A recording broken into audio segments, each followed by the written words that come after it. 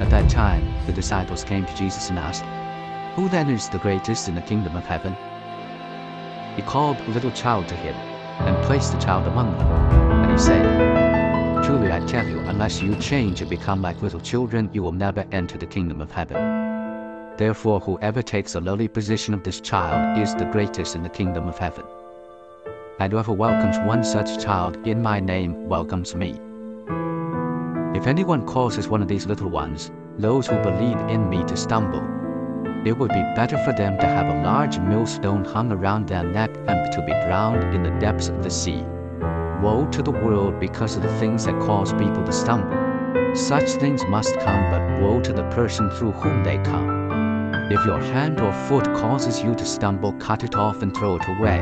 It is better for you to enter life maimed or crippled than to have 2 hands or 2 feet and be thrown into eternal fire. And if your eye causes you to stumble, gouge it out and throw it away. It is better for you to enter life with 1 eye than to have 2 eyes and be thrown into the fire of hell. See that you do not despise one of these little ones, for I tell you that their angels in heaven always see the face of my Father in heaven. What do you think? If a man owns 100 sheep, and one of them wanders away, will he not leave the 99 on the hills and go to look for the one that wandered off?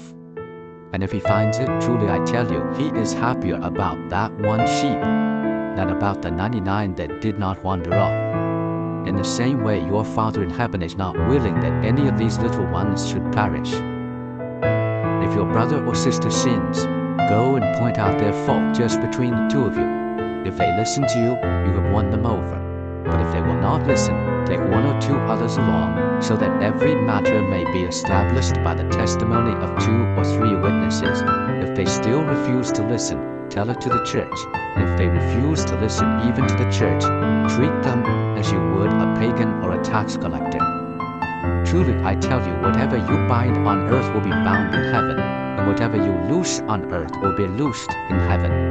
Again, truly I tell you, that if 2 of you on earth agree about anything they ask for, it will be done for them by my Father in heaven. For where 2 or 3 gather in my name, there am I with them. Then Peter came to Jesus and asked, "Lord, how many times shall I forgive my brother or sister who sins against me? Up to 7 times? Jesus answered, "I tell you, not 7 times, but 77 times. Therefore, the kingdom of heaven is like a king who wanted to settle accounts with his servants. As he began the settlement, a man who owed him 10,000 bags of gold was brought to him. Since he was not able to pay, the master ordered that he and his wife and his children and all that he had be sold to repay the debt. At this, the servant fell on his knees before him. 'Be patient with me,' he begged, 'and I will pay back everything.' The servant's master took pity on him, canceled the debt, and let him go. But when that servant went out, he found one of his fellow servants who owed him 100 silver coins. He grabbed him and began to choke him. 'Pay back what you owe me,' he demanded. His fellow servant fell to his knees and begged him, 'Be patient with me, and I will pay it back.'